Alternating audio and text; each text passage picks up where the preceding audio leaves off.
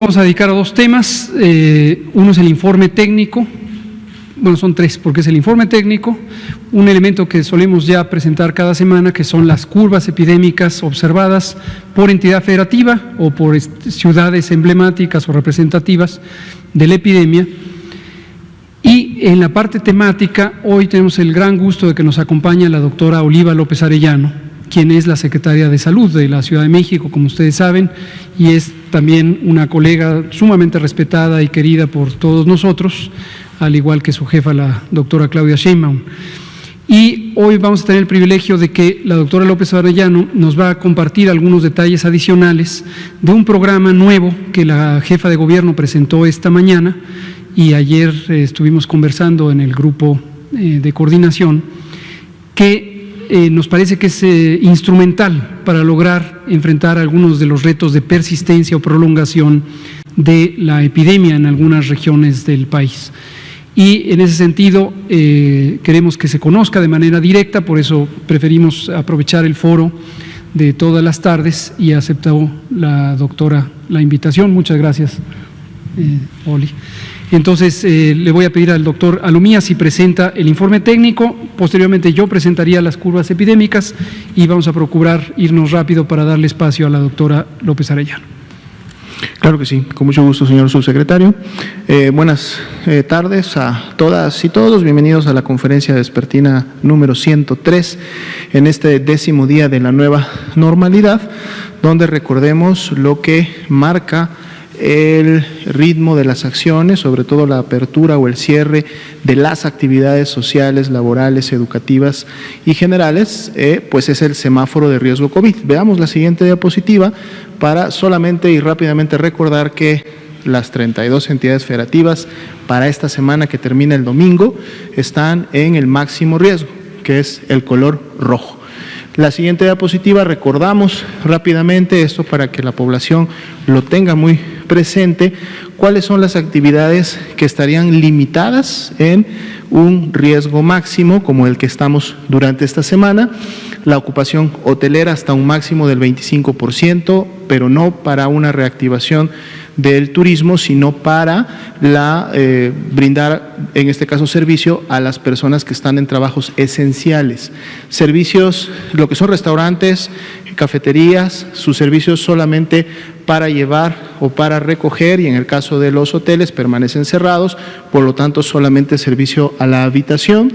Lo que son peluquerías, estéticas, barberías, pueden brindar sus servicios a domicilio, pero sus locales deben de permanecer cerrados y al hacerlo a domicilio, hacerlo con medidas sanitarias. Parques y plazas, sí hay una apertura de un aforo hasta un 25%, pero recordando que el mismo también es para la actividad física de la población, no para llevar a cabo congregaciones o reuniones como tal. Los mercados, supermercados, ya desde la Jornada Nacional de Sana Distancia, permanecen abiertos, es una actividad esencial, sobre todo porque la población tiene que poder procurar sus alimentos y sus insumos del día a día, pero se hace con un aforo al 50% y con solamente el ingreso de una persona por cada núcleo familiar. Y los juegos profesionales pueden llevar a cabo actividades a puerta cerrada, con estadios vacíos y cumpliendo con los protocolos sanitarios para cuidar la salud de sus jugadores y de su equipo técnico. En la siguiente diapositiva, y también rápidamente, las actividades que definitivamente están suspendidas, es decir, en semáforo rojo no deben de llevarse a cabo estas actividades, como son los gimnasios, los spas, los cines, los teatros, los museos, los centros comerciales, los lugares de culto, las congregaciones masivas, conciertos similares y los bares o similares, todos estos también deben de permanecer todavía cerrados hasta que se pueda llegar a un siguiente nivel de menor riesgo, que sería el de color naranja, y con también ciertas limitaciones que en su momento las veremos cuando algún estado alcance este color. Pasemos entonces a la primera diapositiva, que es la actualización de la pandemia. Vean los números y vean los porcentajes, se mantiene igual. pero esto también significa que no se visualiza un descenso, por lo tanto, los casos que están saliendo de los últimos 15 días están ingresando en las últimas 24 horas y por lo tanto la epidemia se mantiene con este nivel de actividad de ese 23%, siendo la región de las Américas la que también mantiene. No ha habido un incremento, pero tampoco ha habido un descenso. Se ha mantenido alrededor del 55% de la carga concentrada de la pandemia activa en el mundo. Veamos ahora sí los números para México. El día de hoy son casi 370,000 las personas que han sido estudiadas, clasificadas como casos sospechosos e ingresadas a protocolo de estudio. De estas, 186,570 ya dieron un resultado negativo a SARS-CoV, por lo tanto se descartaron a la enfermedad, pero 129,184 fueron confirmadas, o sea, tuvieron positivas a SARS-CoV-2 y viene a ser la cifra de casos acumulados de COVID-19 hasta el momento en México.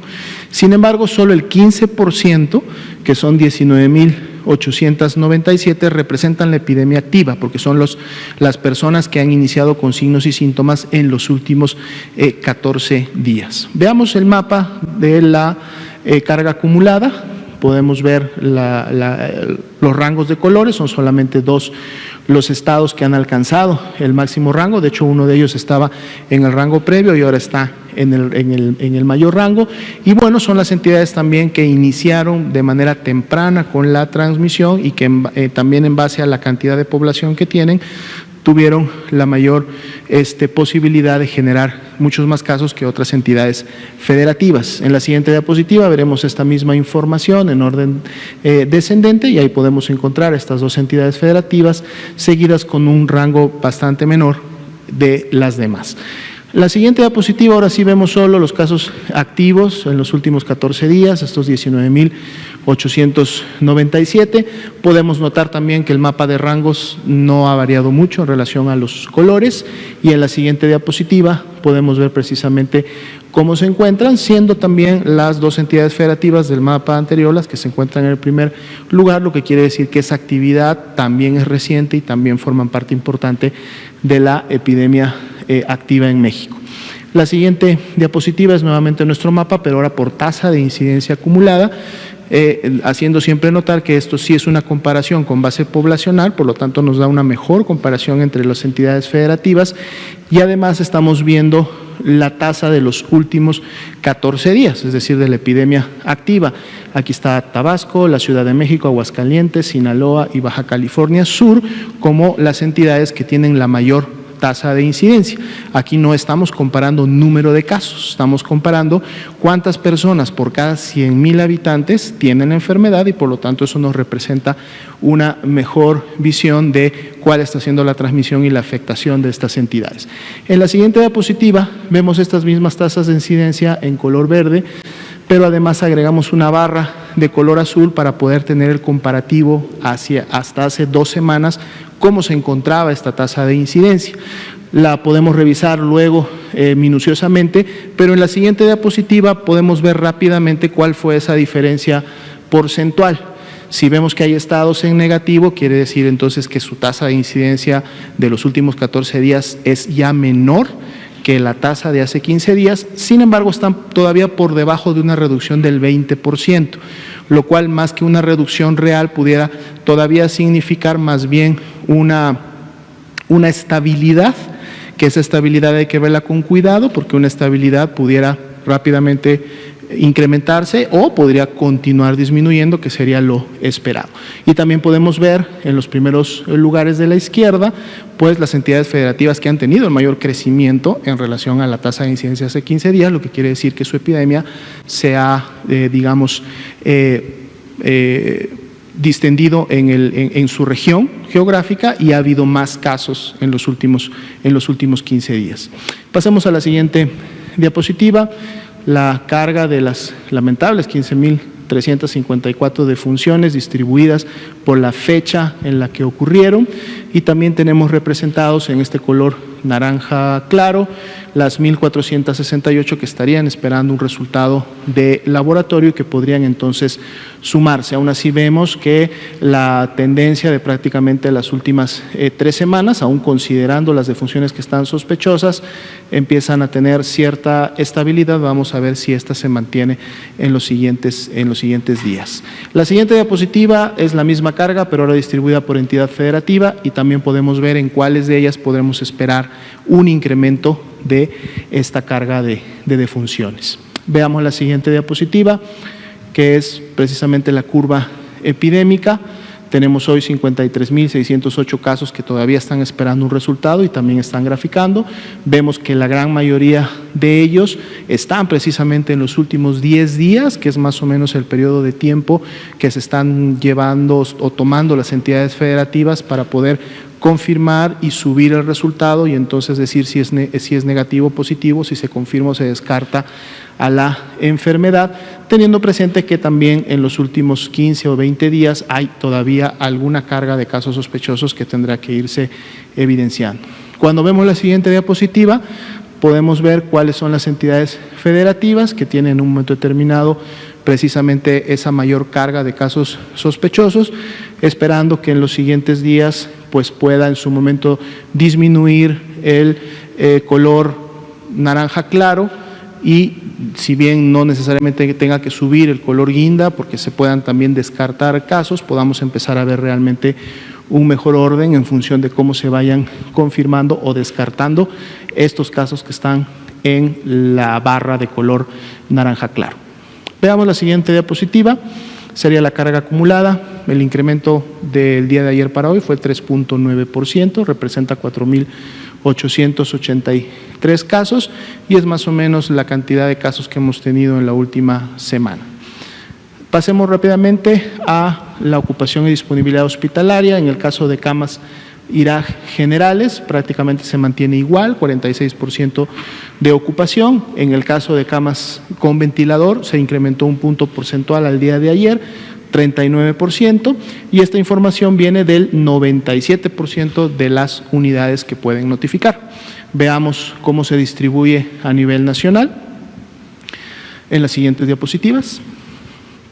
Vemos que Ciudad de México, Estado de México son las que continúan concentrando la mayor ocupación, aunque se ha mantenido esa disponibilidad que ha fluctuado entre un 20 y un 23% prácticamente en la última semana, lo que quiere decir que todavía hay disponibilidad para poder, en su caso, recibir personas, y luego siguen Guerrero y Baja California, Sonora, con arriba del 50% de esta ocupación. Otros estados vemos que todavía tienen bastante y muy buena disponibilidad de este tipo de camas. La siguiente diapositiva, por favor, es las camas críticas con ventilador.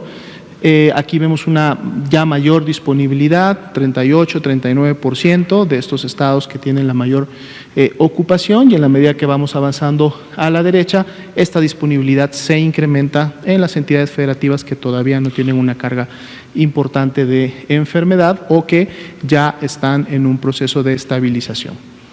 Veamos la siguiente diapositiva, que es el número de unidades. Se incrementaron del día de ayer en 9 de julio, 797, hay un incremento de 4 unidades más, y ya comentábamos que esto se da en el marco de necesidades. En la medida que una entidad federativa llega a un punto en donde reconvirtió todas las camas que podía reconvertir de una unidad, muchas veces necesita designar a otra unidad como COVID-19 para poder continuar con el proceso de reconversión, y eso es lo que vemos también reflejado en esta gráfica. Veamos las siguientes diapositivas.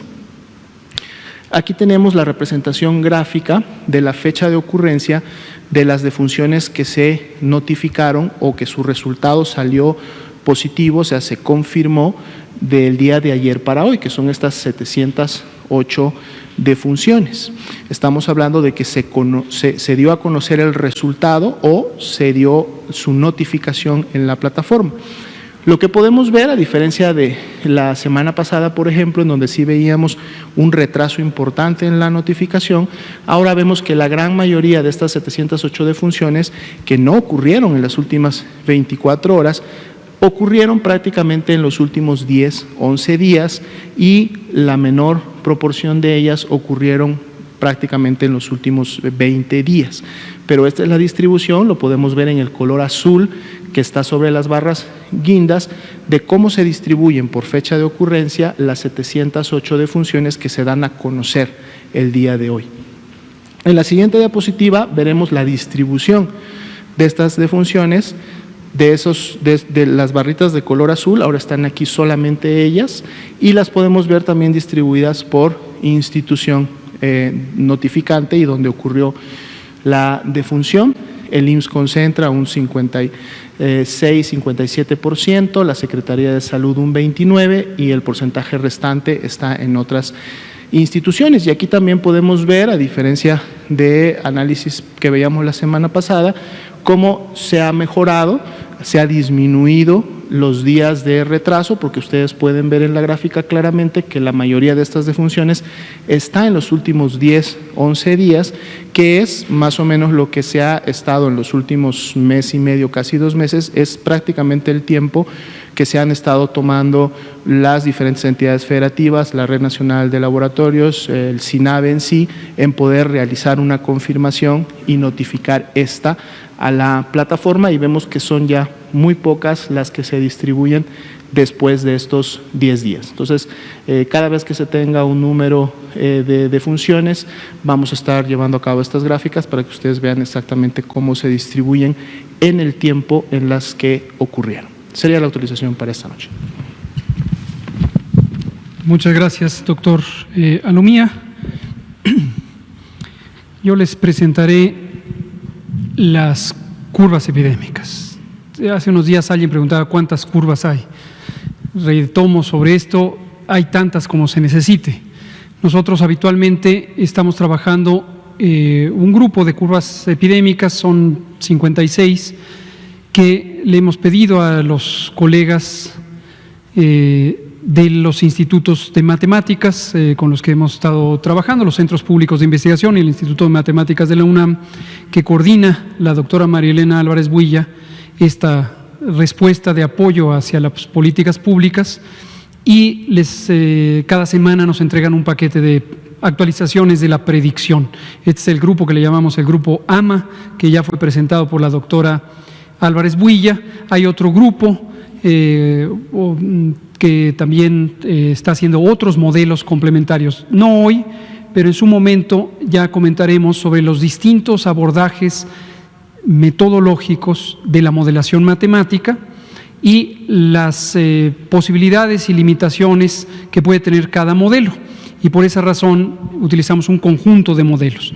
Aquí presentamos solo uno, que es este que hace el grupo AMA, 2 investigadores del grupo del CIMAT, el Centro de Investigación en Matemáticas, Centro Público CONACYT, y un colega del Instituto de Matemáticas de la UNAM. Y este grupo AMA nos hacen el modelo que ustedes han visto habitualmente. Pero hay otros modelos, en otros casos, insisto, no lo detallaré hoy, hay modelos que son más útiles para las predicciones del periodo posterior a que se llega al punto máximo, y en su momento hablaremos de eso. Pero nos interesa, como lo hemos hecho en todas estas ciento y tantas conferencias, que podamos tener una conversación, una presentación de los eventos que van ocurriendo. A veces son noticias positivas, alentadoras, a veces no lo son, y simplemente es lo que está ocurriendo y es lo que uno no quisiera que pase, pero es lo que ocurre, y es imprescindible que ustedes como comunicadoras y comunicadores y toda la audiencia sepa exactamente lo que ocurre. Esto lo digo en particular porque las primeras planas de algunos periódicos nacionales me llamaron la atención hoy. Parecieran encontrar un punto de controversia entre el doctor Jorge Carlos Alcocer Varela, mi jefe, el secretario de Salud, su expresión respecto a en qué momento de la epidemia estamos, y la que yo mismo utilicé ayer cuando estábamos aquí juntos con el presidente en la conferencia matutina.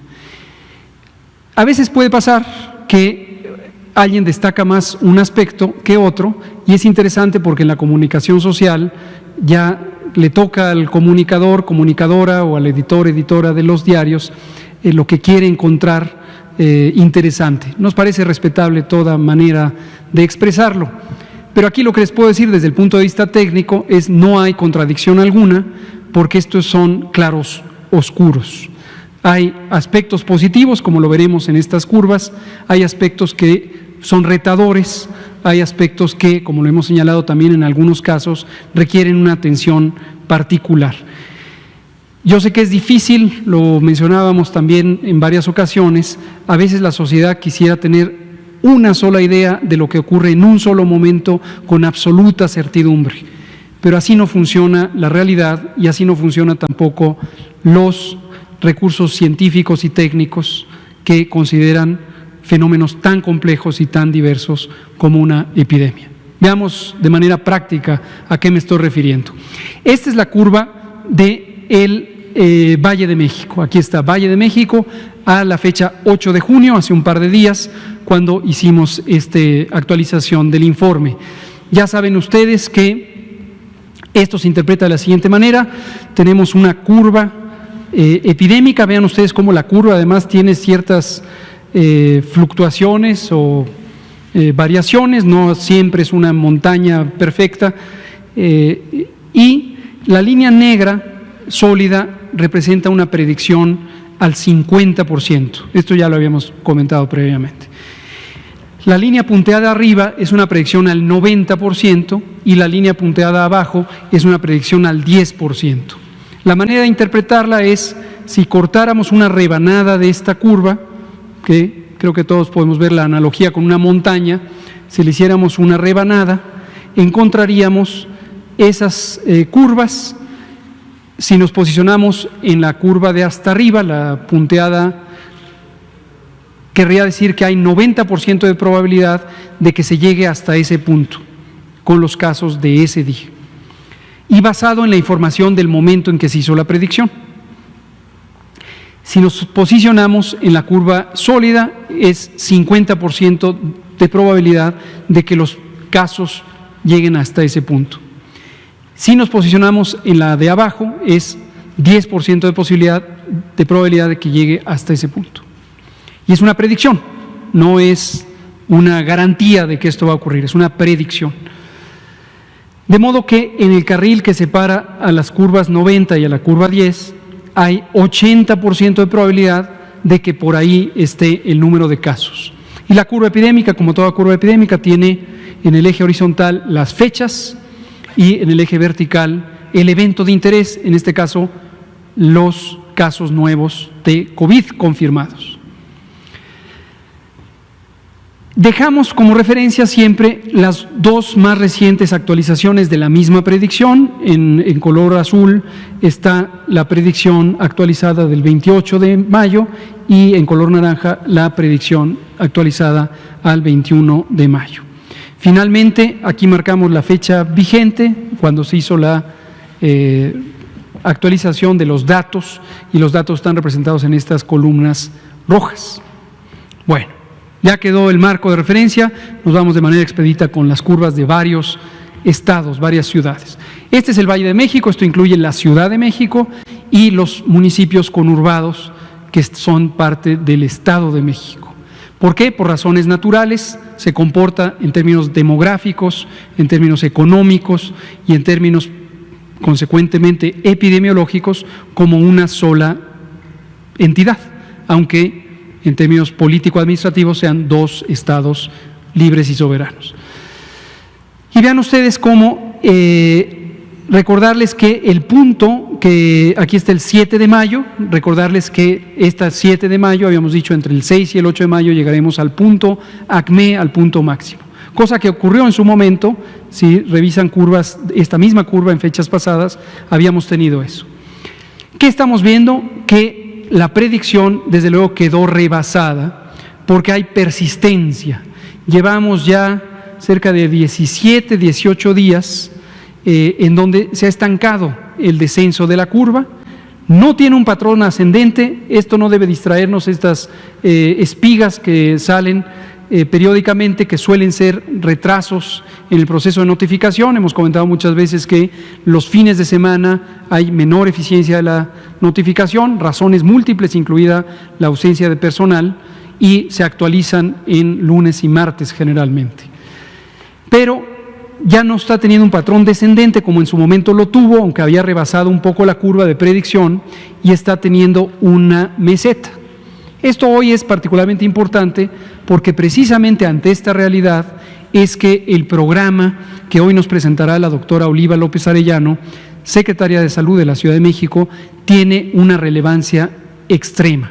Es, desde nuestro punto de vista, lo podemos decir a priori, una de las respuestas más integrales y más oportunas que hemos visto por parte de una entidad federativa ante una realidad epidémica.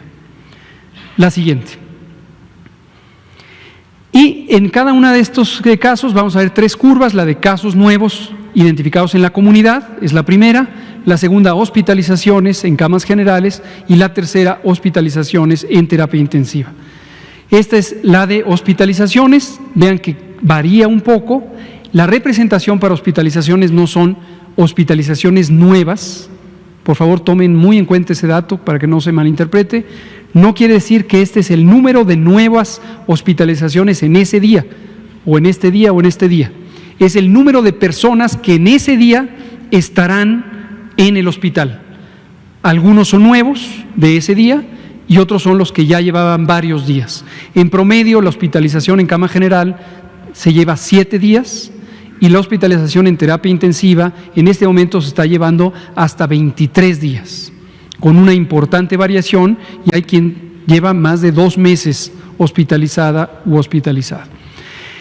Vean la hospitalización con respecto a la predicción. A pesar de que tenemos una cantidad importante de casos por encima de la predicción, la hospitalización está todavía por debajo de la predicción, lo cual es ahí donde están los claroscuros.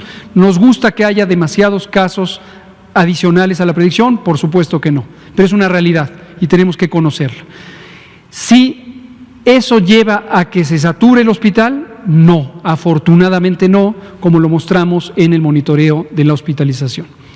Y aquí tenemos la predicción, pero ciertamente está también estancada el cambio y rebasa ya un poco de la predicción, no está en el sentido de lo que queremos. La siguiente.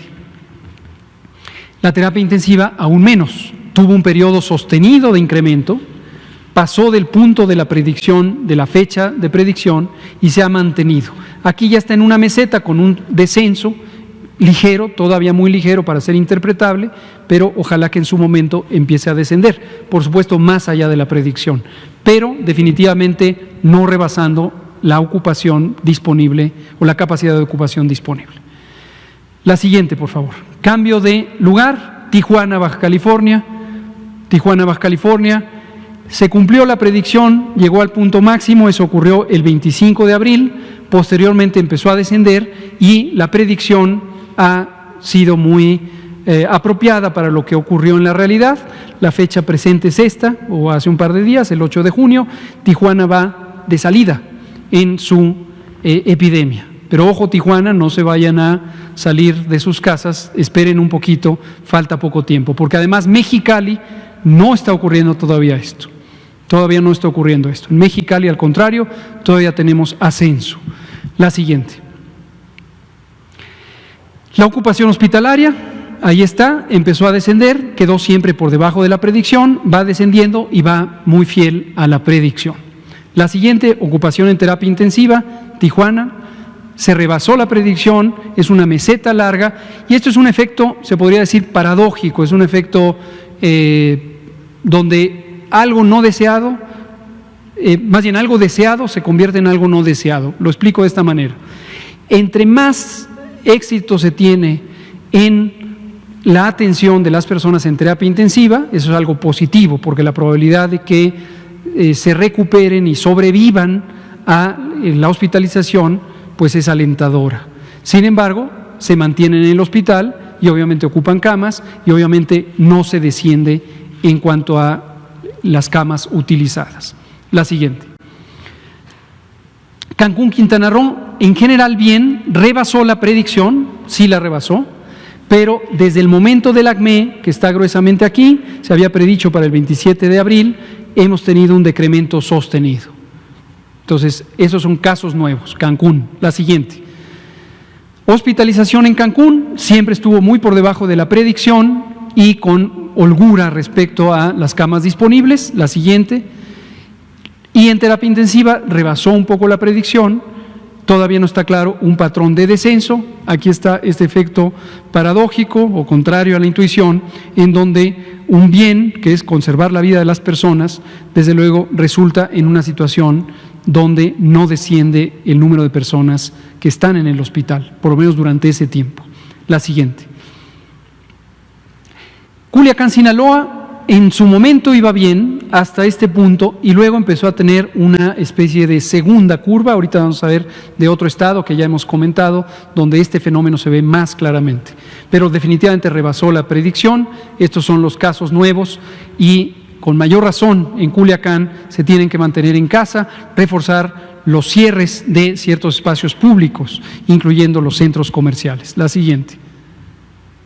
Hospitalización rebasa un poco la predicción, pero está lejos de la predicción que se había hecho en cuanto al número de camas que se iban a necesitar. Y por lo tanto tenemos holgura también en Culiacán, la siguiente, o en Sinaloa en general.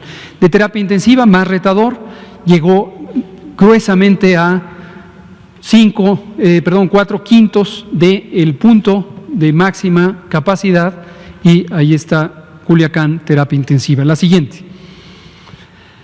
Villahermosa, Tabasco.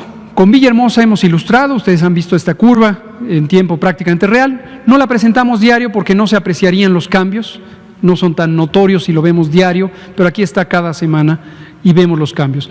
En Villahermosa, Tabasco, habían tenido un ascenso, empezaron a tener un descenso, esto fue muy positivo y algo ocurrió, que ese algo no es seguramente otra cosa más que contagios, en la medida en que las personas estuvieron reunidas en el espacio público y volvió a levantar la curva epidémica. Es como si fueran dos curvas, esta y esta.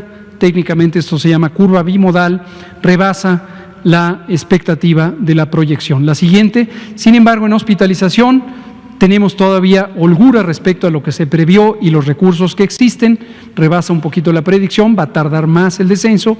La siguiente, la terapia intensiva con también exceso de lo que se había predicho. Pero en todos los casos, quiero dejarlo muy en claro, la gráfica de columnas de ocupación hospitalaria nos muestra que no están a tope los hospitales, no están saturados. La siguiente.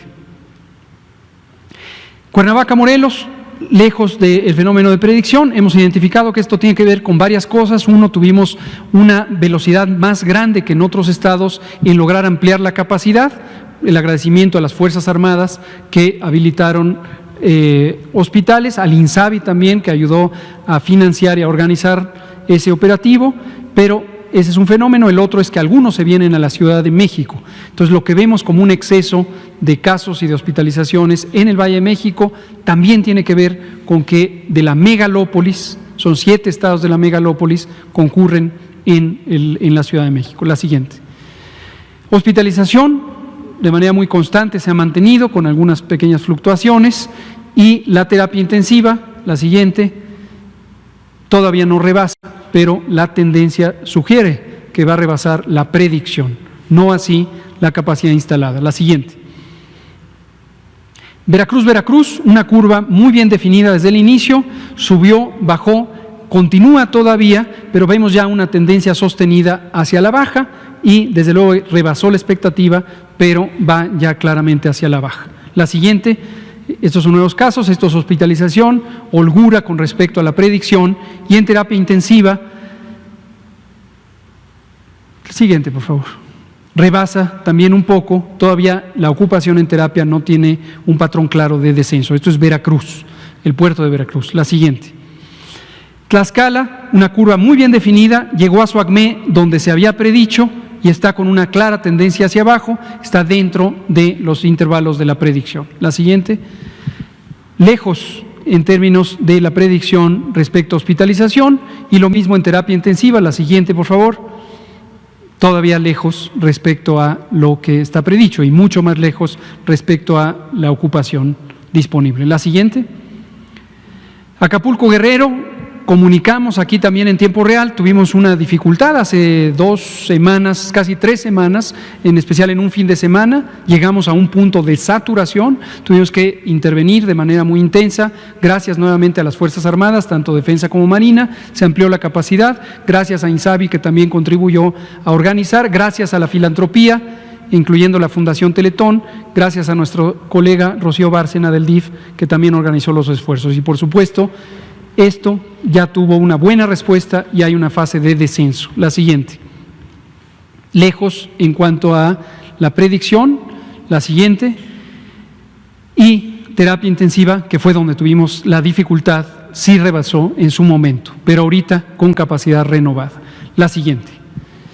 Oaxaca, al inicio tenía una curva muy difusa, muy generalizada, que tenía que ver con un estado muy disperso geográficamente, con un sistema de salud muy concentrado en la capital y, sin embargo, ya después ha cobrado forma, hay un descenso ya muy claramente identificable. La siguiente. Le llamamos descenso identificable, es un poco arbitrario, cuando por más de 2 semanas después del momento ACME ya se ve un patrón sostenido de descenso, pero quiero dejar muy en claro, no es garantía de ninguna manera, en ningún caso es garantía de que va a seguir la trayectoria. En cualquier momento donde se relajara el confinamiento puede haber un rebrote, a eso nos referimos con el rebrote. La siguiente, esta es la hospitalización y la hospitalización de terapia intensiva en Oaxaca. La siguiente, Sonora. Esto es el estado en general, las predicciones se hacen a veces por ciudad, a veces por estado, tenemos las dos combinaciones, una curva bien definida, todavía va al ascenso, todavía no llega al momento máximo, cuidado Sonora porque está todavía en ascenso. La siguiente. En ascenso las hospitalizaciones, aunque lejos de la predicción y con capacidad suficiente. La siguiente, lo mismo para la terapia intensiva. La siguiente. Chiapas, de Chiapas tenemos también para todo el estado, desde luego Tuxtla, la ciudad más representativa, seguida de San Cristóbal, todavía lejos del punto máximo, en fase de ascenso. La siguiente. Hospitalización, lejos todavía de la predicción. La siguiente. Y lo mismo la terapia intensiva. La siguiente. Guadalajara, Jalisco, esta es la penúltima, después Monterrey y ahí terminamos. En Guadalajara, lo hemos comunicado también a lo largo de varias semanas ya, habíamos tenido un crecimiento muy lento de la epidemia, pero sostenido. En este momento no hay duda que en Guadalajara ya llegaron al punto de inflexión. El punto de inflexión es precisamente donde el crecimiento ya no es lineal y empieza a ser geométrico o exponencial. No hay un punto definido de día, pero en general es esta zona de aquí donde cambia la trayectoria de la curva y van claramente al ascenso. Cuidado Guadalajara, porque en el momento en que se redujeran las medidas de restricción de la movilidad, en los empleos, en las plazas públicas, en cualquier otra actividad en el espacio público, centros comerciales, restaurantes, cualquier lugar, esto empezaría a acelerar la curva epidémica. Mucho cuidado en esta ciudad, igual que será en Monterrey, no por otra razón más que son la segunda y tercera zonas más pobladas del país. La siguiente, la hospitalización también va en crecimiento, lejos están todavía del momento de predicción del punto máximo, es 27 de junio, Guadalajara. La siguiente. Y la terapia intensiva lo mismo, va en ascenso. La siguiente. Monterrey, finalmente, características, está lejos de la predicción, sin embargo, también ya con un patrón de ascenso sostenido. Es probable que en las siguientes pocas semanas, durante este intervalo, esto empiece a definirse mucho más alto y que cuando hagamos la actualización, o hagan más exactamente los matemáticos, la actualización de la predicción, tengamos una curva mucho más aguda, más alta y más corta. Sin embargo, en la predicción, hasta el momento, esto es 25 de agosto, y todavía, aquí está truncada por el ejercicio visual, pero esto se va a proyectar hasta septiembre y hemos dicho podría llegar a octubre. Por eso dijimos Monterrey puede ser la última de las epidemias en las urbes. Cuidado Monterrey, porque en el momento en que redujeran la restricción de movilidad en sitios públicos, sitios de congregación de cualquier naturaleza, incluidos los empleos, formales, sobre todo aquellas empresas que son de alta densidad, de alta cantidad de personas trabajando. Esto podría contribuir a disparar la curva epidémica. Me parece que son las últimas. Hospitalización en Monterrey, en camas generales, y hospitalización en terapia intensiva en Monterrey, Nuevo León. Son todas. Doctora Oliva López Arellano, le doy la palabra, por favor. Gracias. Buenas tardes a todos y a todas. Pues primero inicio agradeciendo la invitación a esta conferencia técnica, conferencia 103. Un saludo de la doctora Claudia Sheinbaum Pardo, jefa de gobierno, quien presentó hoy, justamente en su conferencia en la mañana, el programa de detección, protección y resguardo de casos COVID-19 y sus contactos. O sea, este es un programa que intensifica algunas de las acciones que ya el gobierno de la ciudad ha venido desarrollando desde el inicio de la pandemia, pero también que amplía sobre todo algunos dispositivos tecnológicos y sobre todo también el trabajo en territorio y la identificación temprana de casos y la búsqueda intencional de contactos. Se sitúa en el marco, por supuesto, de la atención primaria a la salud, tiene una perspectiva sectorial y metropolitana, es una estrategia integral institucional e interinstitucional, donde participan diversas secretarías del gobierno de la ciudad y también con enorme coordinación con el gobierno de México, con la Secretaría de Salud, con quien se discuten muchos de los componentes. Parte de esta perspectiva de que las epidemias, si bien se tienen que contener, atender en las áreas hospitalarias, un componente fundamental para el éxito de su contención, de su mitigación, tiene que ver con el trabajo en territorio. Y en esa perspectiva, y el trabajo en territorio y además con la corresponsabilidad y la solidaridad de todos.